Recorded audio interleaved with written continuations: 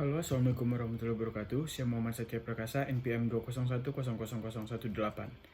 Di sini saya akan menjelaskan materi tentang tahap-tahap dalam penelitian, yang mana ditujukan untuk melengkapi tugas metode penelitian hukum. Tahap-tahap penelitian hukum. Yang pertama adalah mengidentifikasi alasan-alasan dan masalah yang mendorong dilakukan penelitian yang dirumuskan dalam bentuk tujuan penelitian, memperkirakan kendala-kendala dan kemungkinan-kemungkinan hasil yang diharapkan. Yang kedua ada studi pustaka.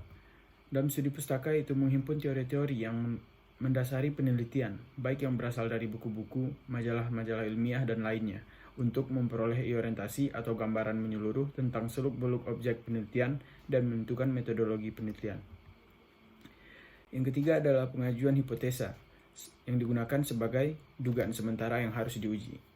Yang keempat ada perencanaan pelaksanaan penelitian, yang mana di dalamnya menyebutkan bagaimana penting dari perencanaan penelitian adalah penelitian metode, penentuan variabel-variabel, prosedur pelepasan secara sistematik, termasuk penyiapan fasilitas, instrumen pokok maupun penunjang, penentuan populasi, dan sampling dan lainnya. Yang kelima adalah pengumpulan data. Pengumpulan data dapat dilakukan dengan dua cara, yaitu kuantitatif dan kualitatif. Di dalam kuantitatif terdapat itu survei kuesioner. Survei kuesioner adalah pengumpulan data dalam penelitian yang tentunya harus dilakukan secara ilmiah dan sistematis. Peneliti melakukan survei dengan cara menyebar kuesioner atau angket sebagai instrumen penelitian. Kuesioner menjadi wadah yang efektif dan efisien untuk mengumpulkan data yang akan diukur secara numerik. Selanjutnya ada data statistik, yaitu menggunakan dataset statistik merupakan tipikal penelitian kuantitatif. Penggunaan dataset statistik ini merupakan penggunaan data yang sudah tersedia. Dataset yang digunakan biasanya sudah dikumpulkan oleh pihak ketiga yang memiliki otoritas. Cara ini biasanya lebih cepat karena yang dibutuhkan peneliti hanyalah mengakses dataset, tidak perlu menyebar kuesioner ke lapangan. Misalnya, peneliti menggunakan dataset hasil survei lembaga lain yang terkait dengan permasalahan yang sedang diteliti. Selanjutnya ada wawancara. Metode ini biasanya digunakan dalam riset kuantitatif maupun kualitatif. Wawancara merupakan proses pengumpulan data menggunakan informan yang menjawab pertanyaan yang diajukan untuk kepentingan penelitian.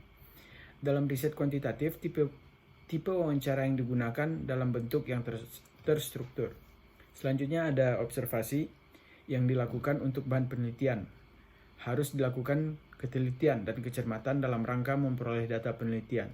Praktik observasi melibatkan pengerahan beberapa indera peneliti, terutama penglihatan dan pendengaran untuk menangkap fenomena di sekitar yang bisa dijadikan data. Selanjutnya metode kualitatif. Metode kualitatif yaitu pengumpulan data yang dilakukan pada kondisi yang alamiah. Sumber data primer dan teknik pengumpulan data lebih banyak pada observasi berperan, wawancara mendalam, dan dokumentasi. Pada dasarnya, kegunaan data ialah sebagai dasar yang objektif dalam proses pembuatan keputusan-keputusan atau kebijaksanaan-kebijaksanaan dalam rangka untuk memecahkan persoalan oleh pengambil keputusan. Seperti yang kita ketahui bersama, peneliti hukum memiliki banyak fungsi. Penelitian hukum dapat digunakan untuk berbagai keperluan seperti praktik hukum dan untuk tujuan akademis, seperti penulisan disertasi, tesis, bahan seminar akademik, artikel jurnal hukum, dan tesis. Setiap penelitian memiliki tujuan, seperti halnya penelitian hukum memiliki tujuan. Tujuan-tujuan tersebut menurut Surjono Sukanto adalah sebagai berikut, yang mana tujuan tersebut dibagi menjadi dua, ada tujuan umum dan tujuan khusus.